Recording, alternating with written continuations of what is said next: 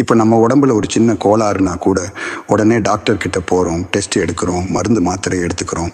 ஆனால் ஒரு காலத்தில் அப்படி இல்லை. ஹிப்போகிரடஸ் வாழ்ந்த அந்த காலத்தில் யாருக்காவது தலைவலி வந்தா, காய்ச்சல் வந்தா, இல்லைன்னா உடம்புல ஒரு கட்டி வந்தா கூட இது கடவுள் நமக்கு தந்த தண்டனைன்னு மக்கள் நம்பிட்டு இருந்தாங்க. அதாவது நீ பண்ண பாவம், உனக்கு வந்த சாபம், இல்லைன்னா தெய்வத்தோட கோபம், இதுதான் நோயோட காரணம்னு நினைச்ச காலம் அது. இந்த நம்பிக்கையை தான் முதல்ல உடைச்சி எறிஞ்சவர் ஹிப்போகிரடஸ்.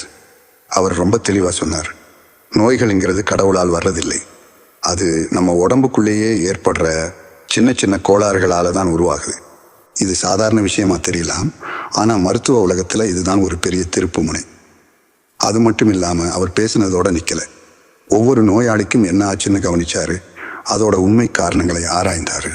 சில நோய்களை அவர்களுக்கு ட்ரீட்மெண்ட் கொடுக்க ஆரம்பித்தார். ஒரு நோயை கடவுளோட கோபம்னு பார்க்காம உடம்புல ஏற்பட்ட ஒரு பிரச்சனைன்னு அறிவியல் அடிப்படையில் பார்க்கிற வழியை உலகத்துக்கே முதல்ல உருவாக்கி கொடுத்தவர் ஹிப்போகிரடஸ் தான். இன்னைக்கு மெடிசின் ஒரு பெரிய சயின்ஸாக வளர்ந்துருக்குன்னா அது அவர்களுக்கு ஸ்ட்ராங்கான ஒரு அஸ்திவாரத்தை போட்டு கொடுத்தது அவர் தான். அதனால தான் ஹிப்போகிரடஸை நாம மருத்துவ உலகின் தந்தைன்னு பெருமையாக அழைக்கிறோம்.